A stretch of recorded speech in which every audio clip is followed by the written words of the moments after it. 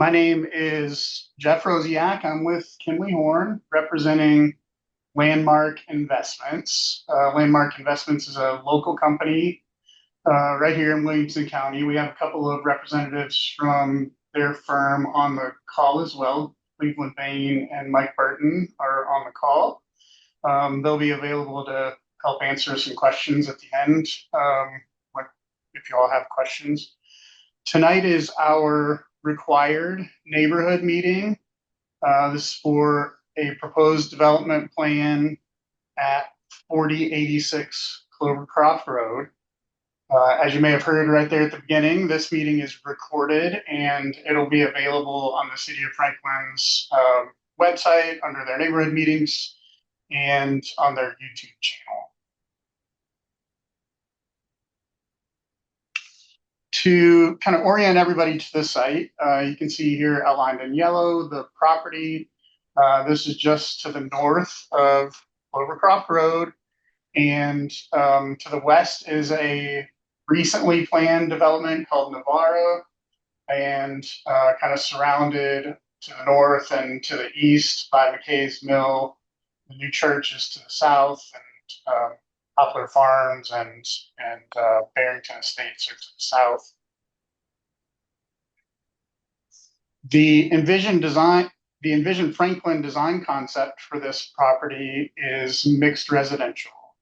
Mixed residential allows for single-family residential homes, but it also allows for duplexes, multiplexes, and townhomes. As you can see in this slide, this is kind of a transition from single-family design concept to the south to some of the mixed residential design concept here in orange, including the site, but all around it, and then some of the commercial that is in the McKay's Mill neighborhood. Here we zoom out and see some of the surrounding context. Sorry, and again, you can see Navarra this time, kind of the approved plan showing, the Poplar Farms approved plan showing, surrounding the property. Now we're zooming in a bit. This is the proposed development at 4086 Clovercroft Road. You can see more clearly how this kind of blends and is similar to the surrounding context, the approved developments and existing developments all around it.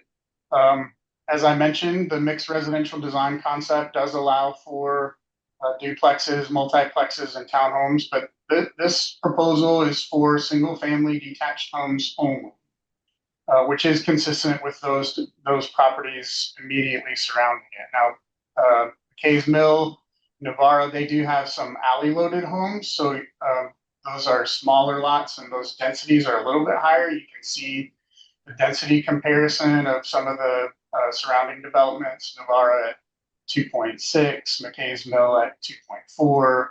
The proposed development at 4086 Clovercroft is at 1.84 dwelling units per acre.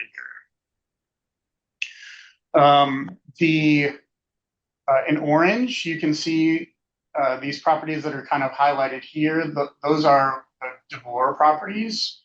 The DeVore family are longtime Franklin residents. Their property was not originally a part of this proposed development plan.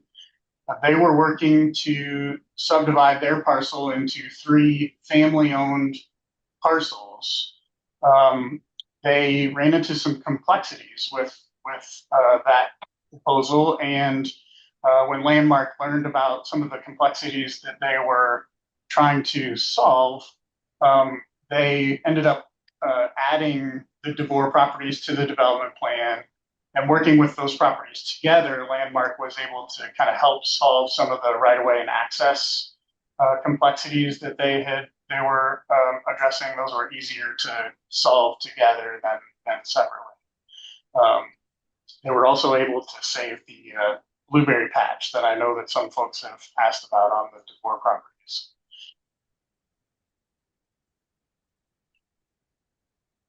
So here you can see a summary of the development, a total of 41 single-family residential units, including 3 lots here at the DeBoer properties. The DeBoer lots are a little bit bigger, a little bit less than an acre, typical lot sizes. And this in the 4086 Clovercroft subdivision are about 10,000 square feet, and average lot size of 16,000 square feet. And again, you can see that those are consistent or maybe a little bit bigger than some of the lots surrounding it. We have about 4 acres of open space that are being preserved, almost 20% of the property altogether. And we're saving about 50% of our tree canopy on the site, both meeting or exceeding the City of Franklin's development standards. We have 2 pocket parks that we're proposing in the neighborhood, and you can see where we are kind of creating some formal open space in those areas. Landmark has been working to create some images of the kind of tasteful streetscape that they want to achieve in this development.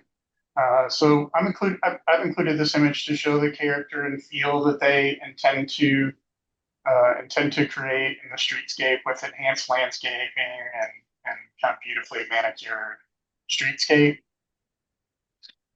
Here you can see some of the architecture that they're considering at this development. They want to achieve the style of homes that's consistent with kind of the local Middle Tennessee design vernacular. And these homes fit really well in the context of the surrounding development. The goal is to create really timeless homes with lasting and not trendy styles that 20 years from now will still feel appropriate and beautiful. So that's a brief overview of the development plan that we're working on. Our next steps, we have a formal submittal that goes into the City of Franklin next week. That triggers several kind of downstream milestones. We'll have a joint conceptual workshop with the Planning Commission and the Board of Mayor and Aldermen on May 25th. And then we'll have a public meeting at the Planning Commission on June 25th. Neighbors will be notified of that public meeting at the Planning Commission on June 25th. So with that, Mike and Cleveland and I are available to answer any questions that you might have. And by the way, you can take yourself off mute. I think you can also press the space bar if you want to speak. You can add questions into the chat if you need to. Feel free to use any of those methods to ask any questions that you have. What is the setback on adjoining properties? How many feet away from the property line will the development start? Where specifically are you asking about? It varies depending on 4094 Clovercroft, west side. On the west side.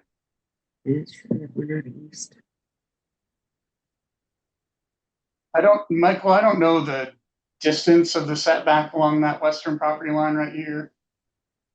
I think we're on the east. Yeah, so on the east side, if you guys can hear me, I'm sorry, I'm having a little bit of technical difficulty. I can't hear you, Mike. Okay. It's the east side of the development. So yes.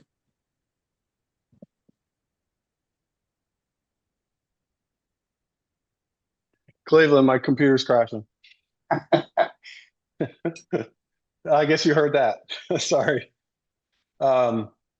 So on the east side of the property line does abut. However, in the area directly next to our neighbors, we have completed a preliminary grading study, and we believe that we are going to be able to maintain all of the trees that are along that buffer, and we would not start grading until about 15 or 20 feet away from the property line.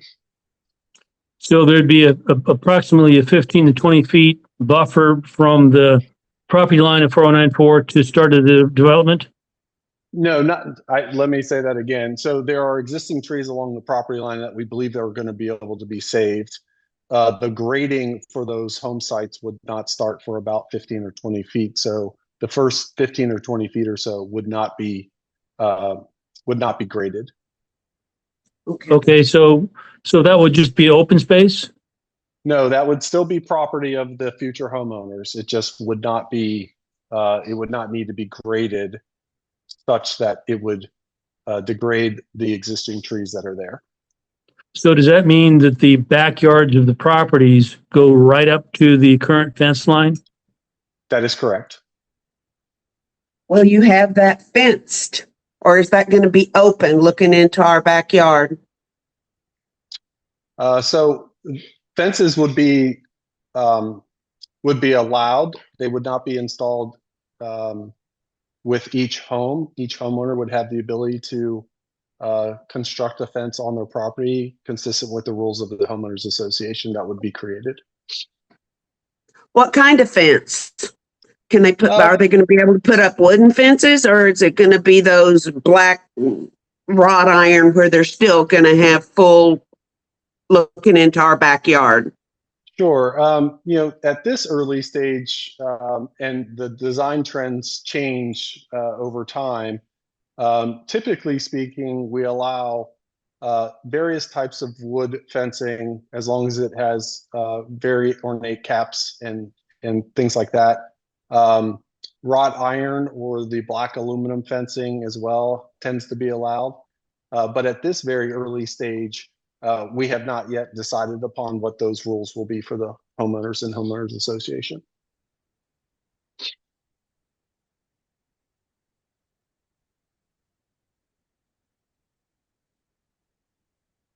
Anybody else have any questions? Yes, I have a question if you can hear me. Yes. Okay. You know, every single alderman and the mayor have said they made a mistake by approving Poplar Farms. Why in the world are you putting more traffic onto Clovercroft Road and Oxford Glen when the roads cannot handle it? You are putting so many more houses there than there should be, and you keep decreasing the amount of acreage that each house has. So you're cramming a lot into a very small area, which is destroying what little bit of county and openness there is for the other property owners that still live there. Yeah, I'm not sure I agree that these lot sizes are bigger than the surrounding. The density is a little bit less than the surrounding development. So it's pretty consistent with surrounding development.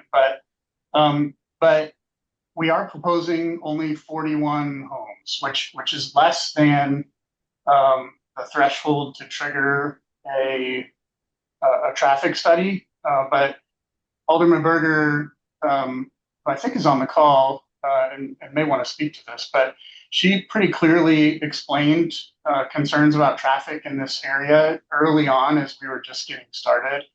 And so while this project does not trigger a traffic impact study, the property owners or the developers, Landmark, did create a traffic impact study because they're aware and want to kind of contribute to understanding and the traffic issues here.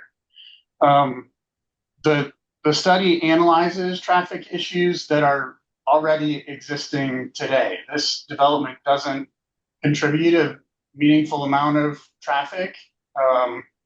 It does have some moderate traffic impact fees that are associated, and so by commissioning that study at their expense, they are providing a tool for the city to be able to kind of direct these traffic impact fees for their development or surrounding developments, and more kind of district-wide to contribute to the potential solutions to some of the traffic issues that are And already. what time of day did they do these traffic studies?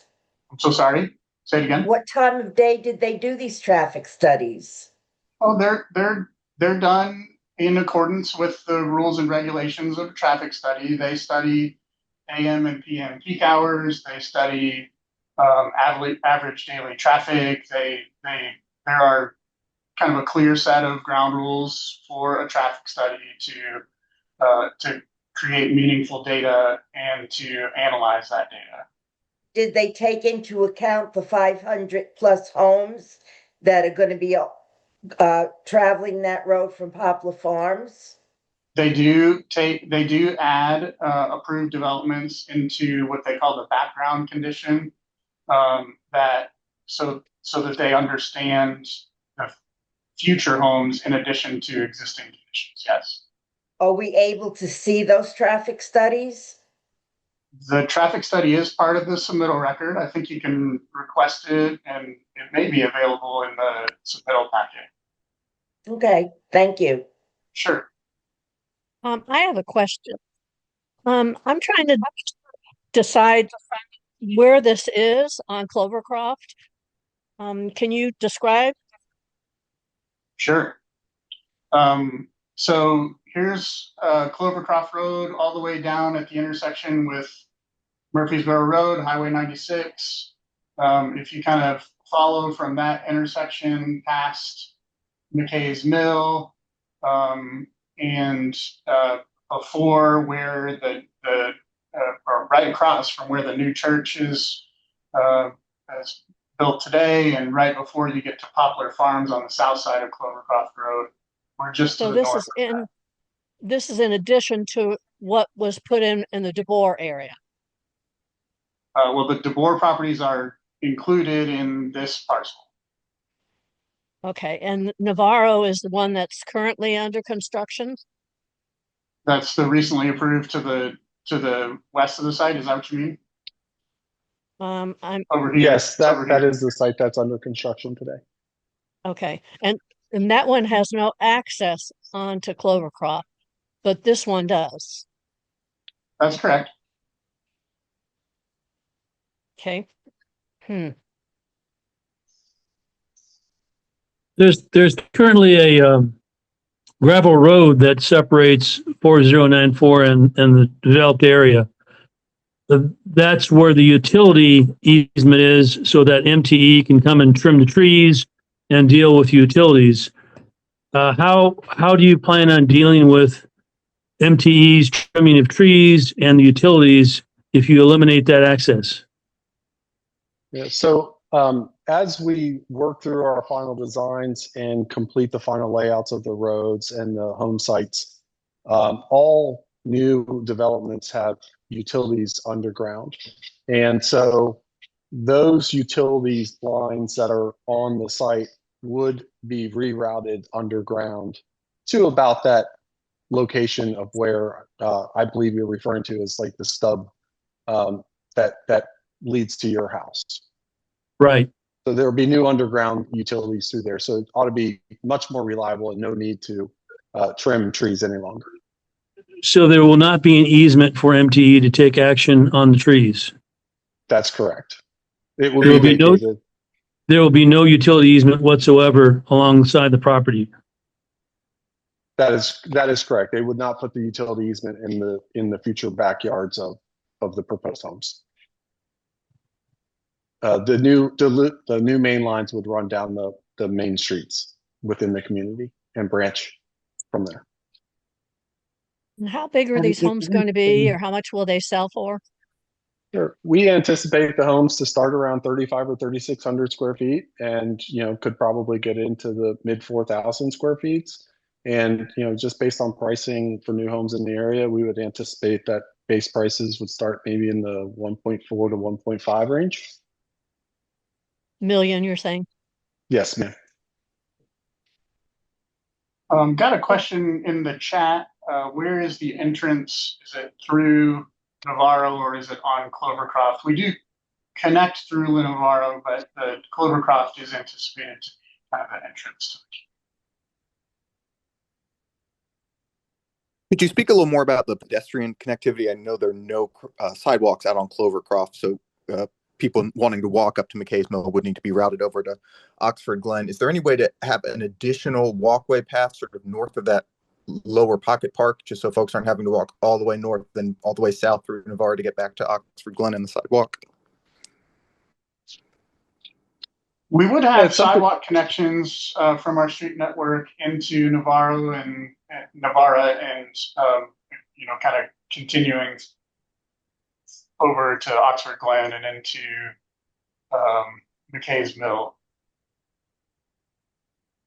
Okay, In but no, addition to that, Clovercroft Road is planned as a major collector road, and with it, we'll have a 12-foot, I believe it's 12, it's 10 or 12 feet shared use path along our frontage.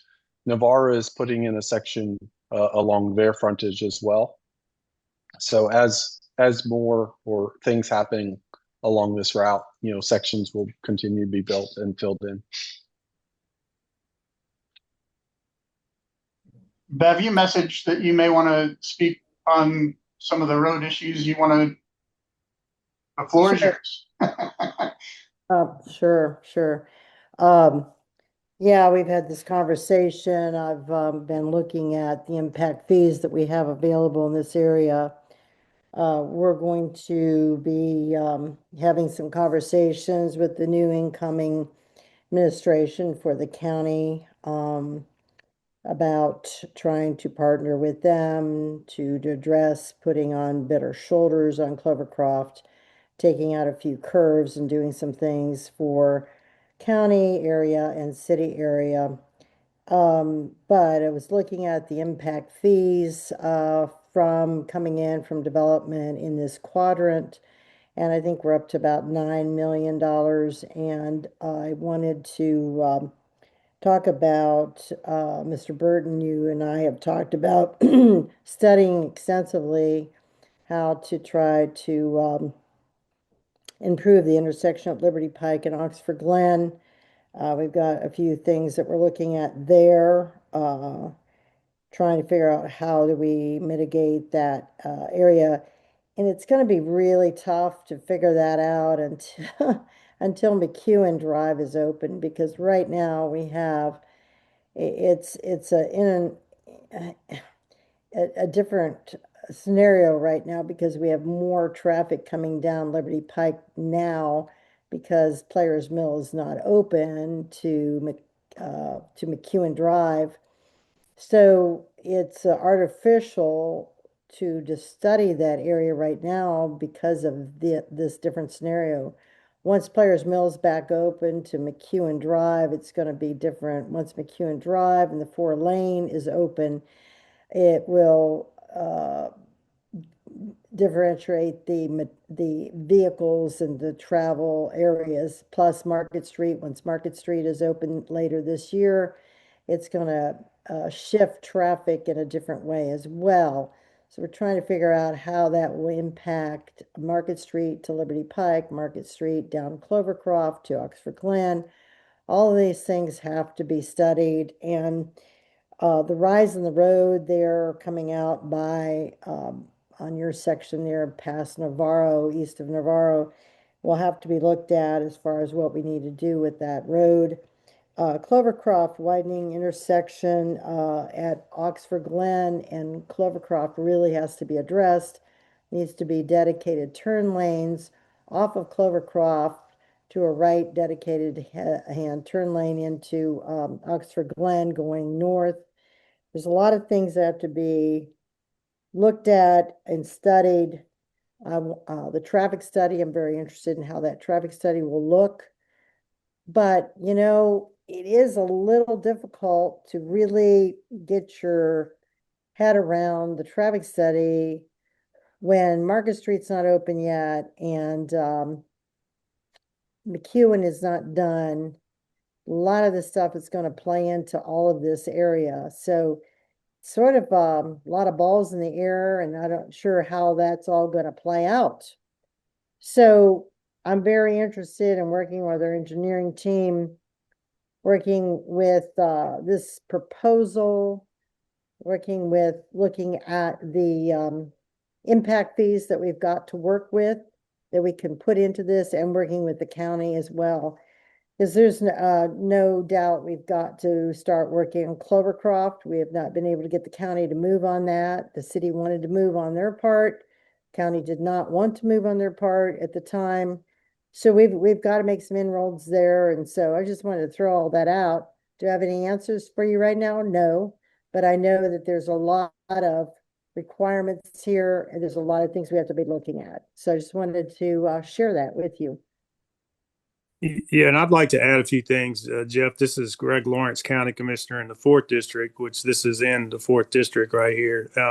And of course, the city of Franklin and the county have had numerous conversations about Clovercroft. Bev and I have over the years. In fact, probably over the last decade or more, we have been talking about all of the safety issues on Clovercroft Road.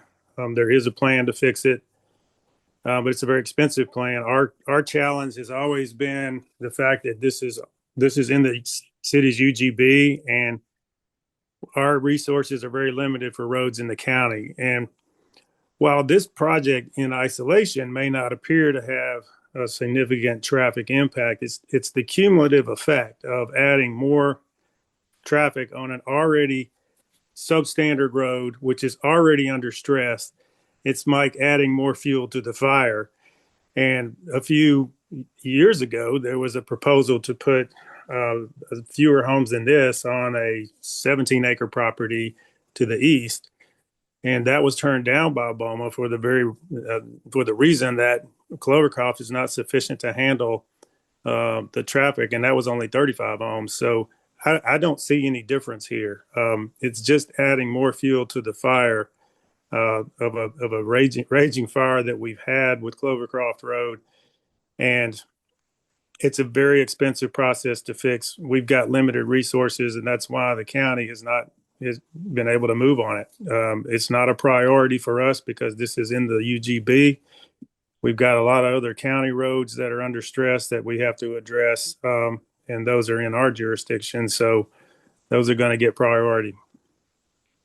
And that's an interesting thing. I might just jump in too and say, Greg, it doesn't matter if it's in the UGB or not, because here's the thing. According to state law, you cannot annex in any property without the property owner asking to be annexed in.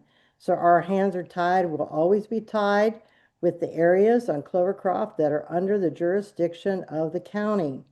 And it makes no sense for the city to use their hard-earned money and taxpayer money to put a road in on either side of county districts, so county-owned property, county residents. So that's why, and I've explored that. I've talked to our engineering team, our mayor, our city administrator. We've talked through all that, and they're right. Why would we annex in a property that is abuts the county residents on both sides for the county? We can't do that, and I agree. It doesn't seem the thing to do. I mean, you guys wouldn't do it. You wouldn't improve our roads around our city property. So we've got to start working together on this. We've just got to. Well, guys, all I can tell you is that we live on Clovercroft, and it's a gridlock at about 8:30 a.m. in the morning. Yeah. Well, already, it's gridlock.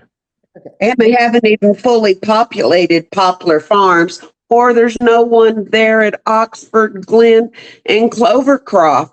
And if you think that those people on Poplar Farms or this proposed development or Navarro are going to go east, northeast, and then south, and then go west to get on 65, you're crazy. They're going to get on Clovercroft and turn on Oxford Glen, go through McKay's Mill. There's also additional traffic that's going to occur with the church that just got completed. Apparently, they're going to have Monday through Friday classes. So it's beyond the point of talking about what will happen has already happened. Sure. And that's where and that's exactly what I was talking about, is but that that's it's going to have to, I'm sorry, we have to have better collaboration with the county, and I've already got a promise to have better collaboration with the county.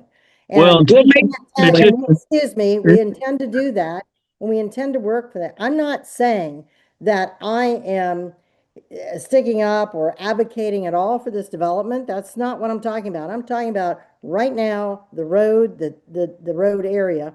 And I think we're here actually to discuss this development, but I did want to throw that out there that there's going to be a lot of discussions with or without this development. There's discussions. There's not only discussions, there's hard work being done right now so that we can address Oxford Glen, Market what Street, Hewen, all of these areas, because it's a what what regional what issue. confuses me is why go forward with a development that adds incrementally more traffic and more problems and more traffic congestion. Why not fix the problem first, then develop? That's a fair question. Absolutely fair question. and that And was a why go question ahead I was and going to keep make. annexing property into the city without getting these roads done first? Oh, Well, everyone, you please be never, Janet, respectful you and don't never talk get, over each other. Please give everyone a time to Janet, you make their never get points. Thank you. roads done first. You get roads done in tandem with development or projects. They have to be in tandem.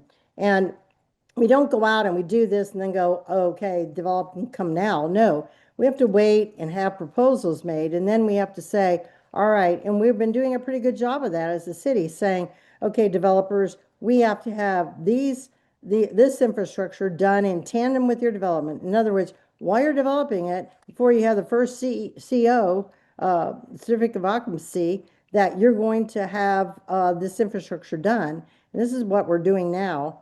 But as I said, this is a discussion that we're very much, a very robust discussion that we're having right now about the whole regional area of this road network.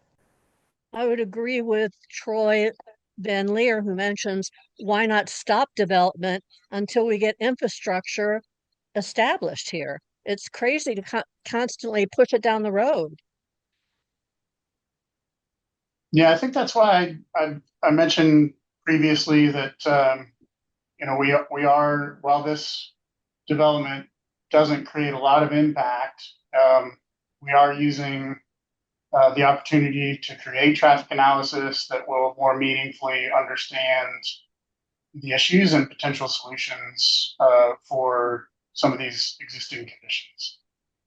It's not just this one development. It's the cumulative effect of what's going on in the area.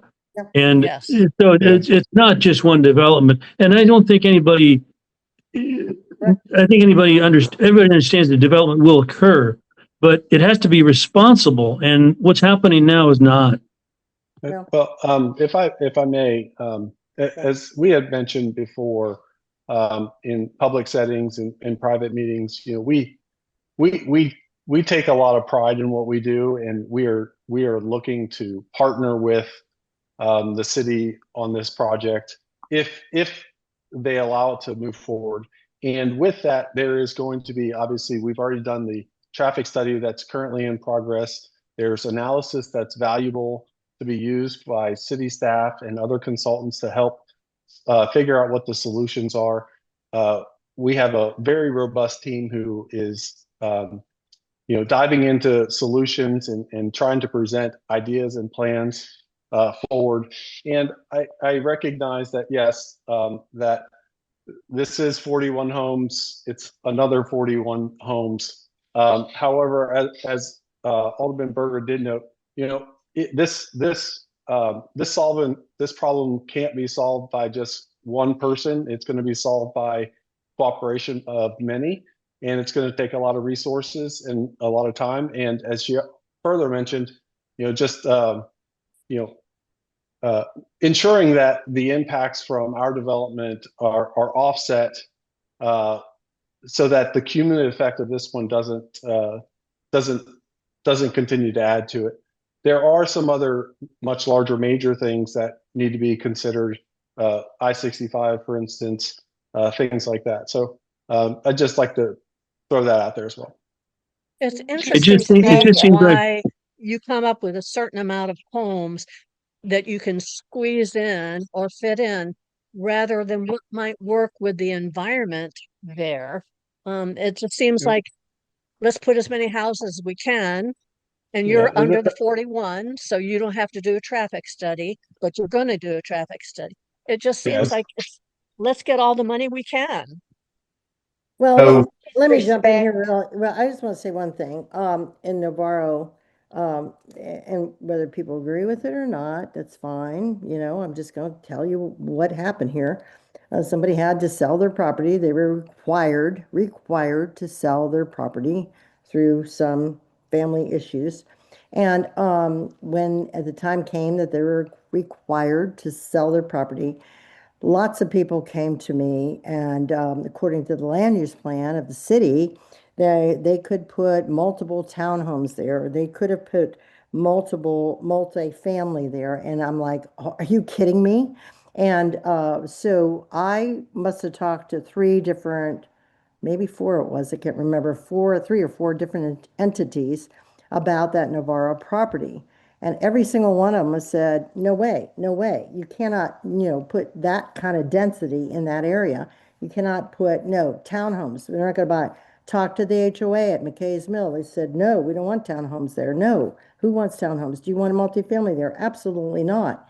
And so it was incredible in density, and there was originally, I don't know how many units planned. I mean, it was like 200. And I'm like, this can't happen. So a lot of people don't see that, and understandably, because they come, they usually do call the aldermen and their district. And I'm happy to sit around down with them, and I, try to chase a lot of these away. But then when these people had to sell their property and they have a reasonable development that came in there with single family homes, and the HOA said, okay, we're good with single family homes, but not 140 homes. And then, they went back to the drawing board, and they came back with less and less and less till they got way under 100. So there's a lot of work that goes into this. So I'm not saying that, I'm sorry, Mr. Burton, I'm not saying that this, development is appropriate now for this time, but there is so many things to consider. And all the people's comments here tonight are worth hearing, and they bring up some great points. And I mean, we do have a big issue with Clovercroft.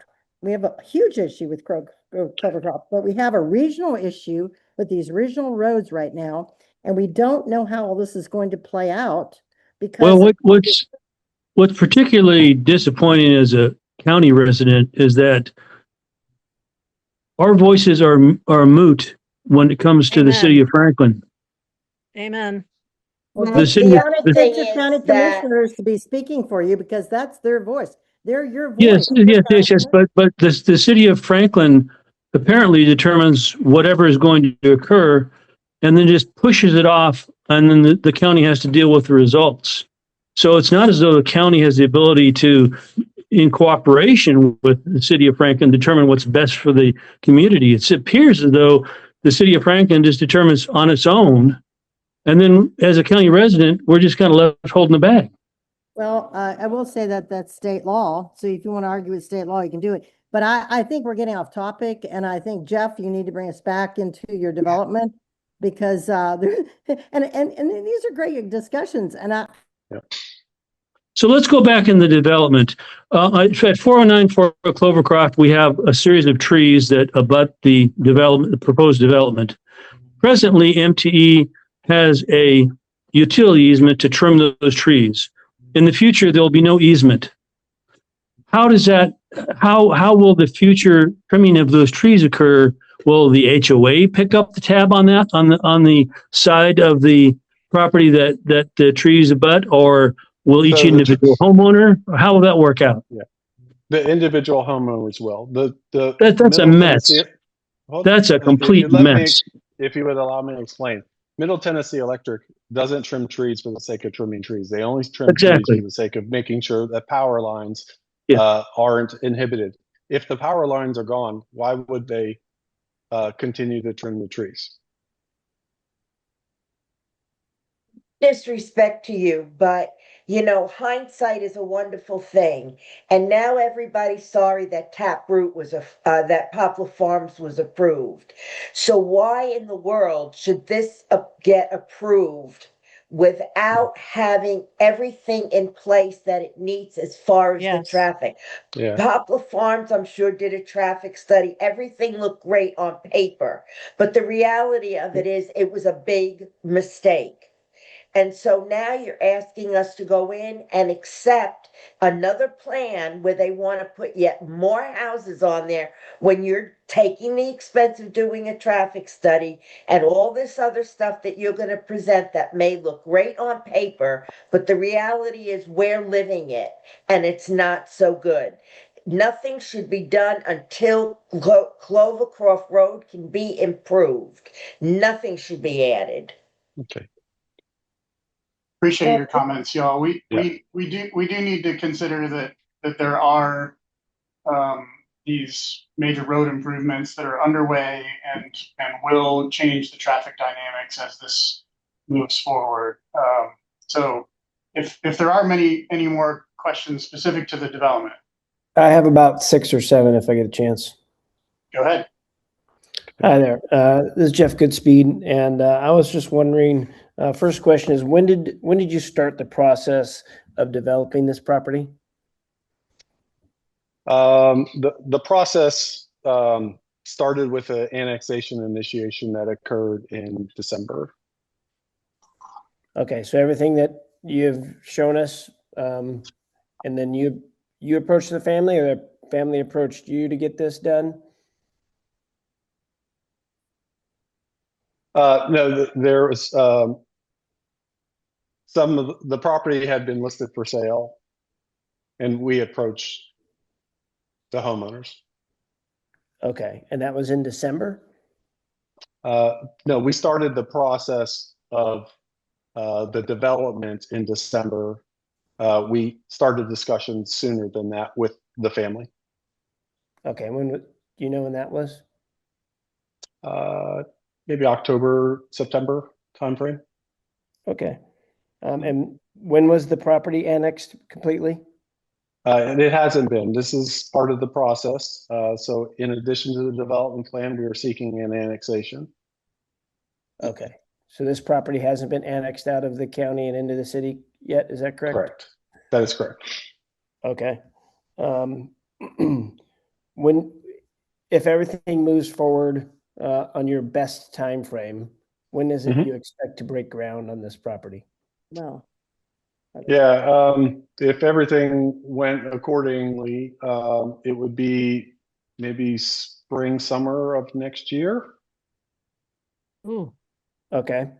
But that just means the first part of it. It takes a year to 14 months, 15 months or so to complete the infrastructure, which would include any road improvements, as Alderman Berger mentioned, prior to the starting of any single-family home. And then the homes beyond that would take 8 to 12 months. So it would be 2.5 years before the first resident would ever live there, putting us near the end of 2028 into 29. Okay. Have you bought the property from the family, or does the family still own it? We have to be careful, like how much we disclose. There's confidentiality issues, Jeff. I'm not trying to be cute with. Yeah, let's keep the comments specific to the development, please. Jeff, would you mind if I jumped in here real quick, because I don't think some people understand the process here. The process was the property obviously was for sale. Mr. Burton approached the property owners, and they agreed to have a due diligence. The due diligence means that they come to the city and they propose a plan. The plan is not in concrete. It's not set in concrete. It is a fairly fluid plan at the time. And then in order to move forward in their due diligence with the property owner, they have to come to the city and they have to ask for the beginning of the annexation process. The first process at the beginning of the process of annexation, it says, will the board permit a plan of services? The plan of services does not commit the board to annex or zone or do anything else. All it does is say, we will start the annexation process with a plan of service. That plan of service then comes back to the city, and every department, including 13 entities within our department, weigh in, from police, from fire, to planning, to engineering, to codes, you name it. They all weigh in on meetings of how the plan of services needs to be conducted. Sewer, water, infrastructure, everything. So once the plan of services is done, which is right now where we are, they will come back and they will tell Mr. Burton, hey, you've proposed what, 40 some homes there? Yeah, well, you're going to be allowed to have 35, or you might be able to have 42 or whatever. And then here's what you're going to have to do. Here's the infrastructure you're going to have to build. Here's the sewer and water you're going to have to put in. And it goes across the board with every single thing that they will require. At that point, Mr. Burton, or whoever the applicant would be in that case, would be say, can they do this? Are they willing to abide by the rules and regulations of the city? And then they will go back to the property owner and make the final deal and close on the property. And then they come back to the city and work on their development plan and site plan and everything else. So that's where they are. Nothing's set in stone right now. This is very fluid. But Bev, Right. I have a question on Which that. is why I A was lot of asking that. times when the planning not the planning, but the various departments look over the plan of services, even if they suggest this is not feasible, you all sometimes go ahead and approve them, don't you? Very, very rarely. Usually, no, if they say it's not feasible, we usually never apply it. There are some very, BS. Poplar Farms, the planning commission unanimously said you should not do it. And you guys, the BOMA said, go ahead. no, I said normally that does not happen because usually there are variances or things that we can work with that the Board of Mayor and Alderman has the authority to say, well, we'll tweak this or tweak that. But yeah, you're right. I mean, planning commission or planning department might say no to it, no to something, but I voted against it. Three other aldermen voted against it. We voted, four of us voted against it. But It would anyway, seem it's not always one way or the other, but normally that doesn't happen. it would just seem like if you have the planning staff and the various departments doing the study, that you all would go by that instead of even abnormally deciding to override them. Why Yeah, I have them then? appreciate that comment. We'll see how the plan of services come back for this property very soon, and we will have a recommendation from planning staff and planning commission going forward. We don't have those yet. Jeff, I do have If this property was not annexed into the city of Franklin, would the county of Williamson go forward with a development of this nature? The requirements are different in the county than from the city, so it would probably look a little bit different. Yeah, that they was a could. question I had, Jeff. Is this going to be a PUD then ultimately? This is a development plan that is being proposed within the city, correct? But a planned unit development? Yeah, yes. They call it Mm. development plan now, but yes. And if it wasn't that, if it was just regular zoning, what could that be there? We haven't studied it as a regular zoning tract, studied it as a Yeah. development plan.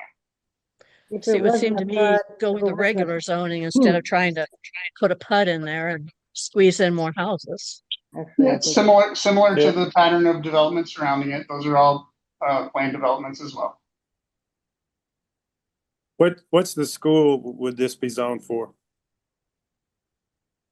Michael, do you know the school districting? I don't have it in front of me. I apologize. It's either going to be Clovercroft or Trinity. Or do you know what Navarre is as well? I don't know that off the top of my head. We do have that information, and I can share that in future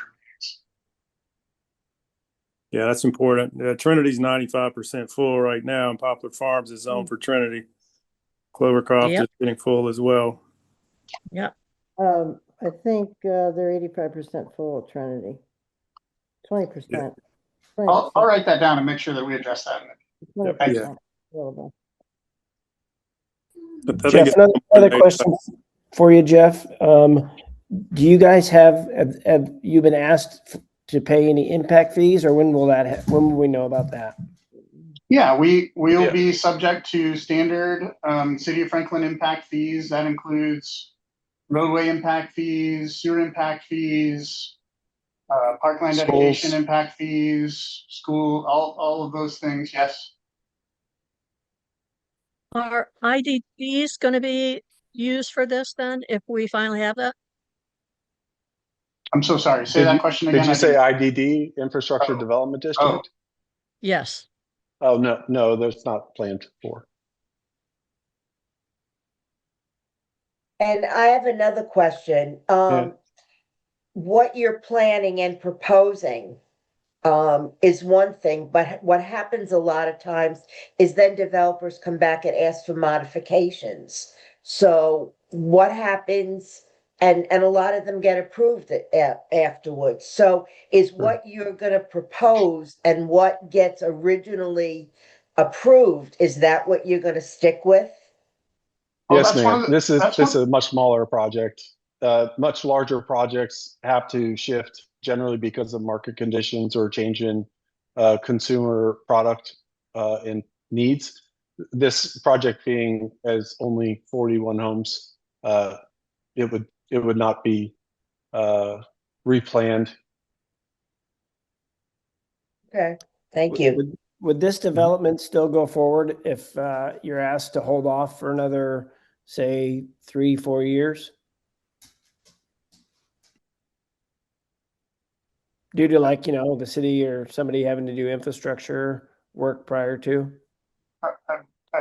I think you're asking a hypothetical question. I don't know how to answer it. It would depend on the way in which the reason that someone is asked to delay. So I can't answer that. Okay, thanks for trying. All right, y'all.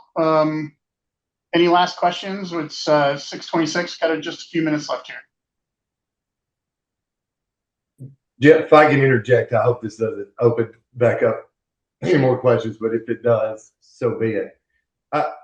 I hear all the comments that you all made, and I completely understand where you're coming from, the basis of them, and the reason why that you were saying them.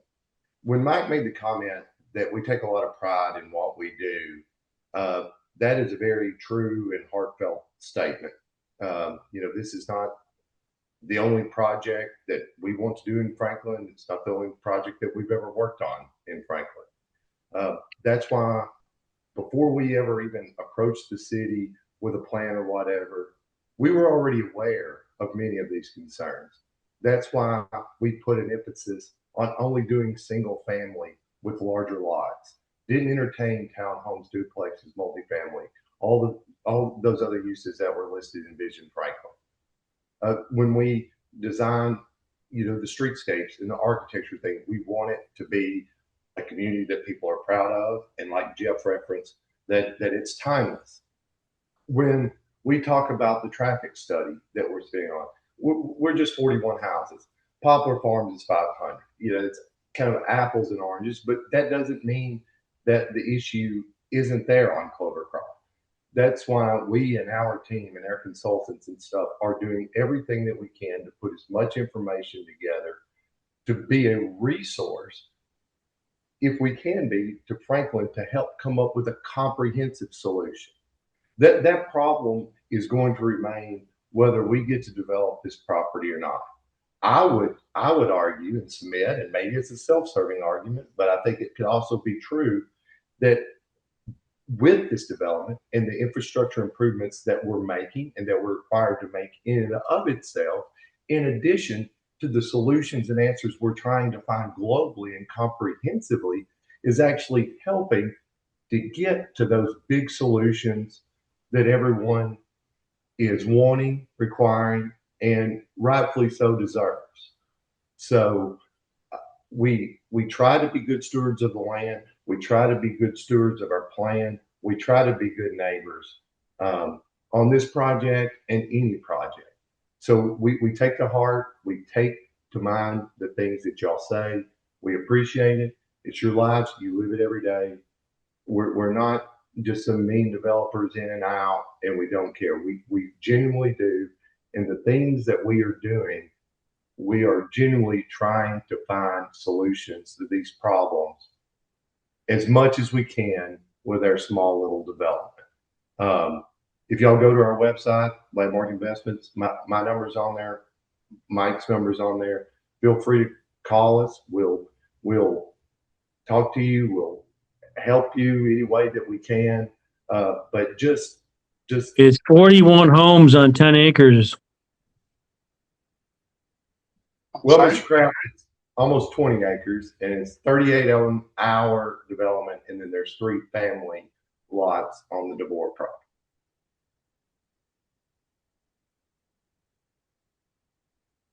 Thank you, Cleveland. Any last questions?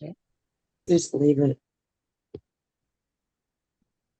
All right. Well, I appreciate everyone's Thank time you. tonight and joining the meeting and sharing questions and concerns. As I said, this meeting has been recorded, and so this meeting will be available on the City of Franklin's website going forward. Thanks, everyone. Thank you, Jeff. Thank you.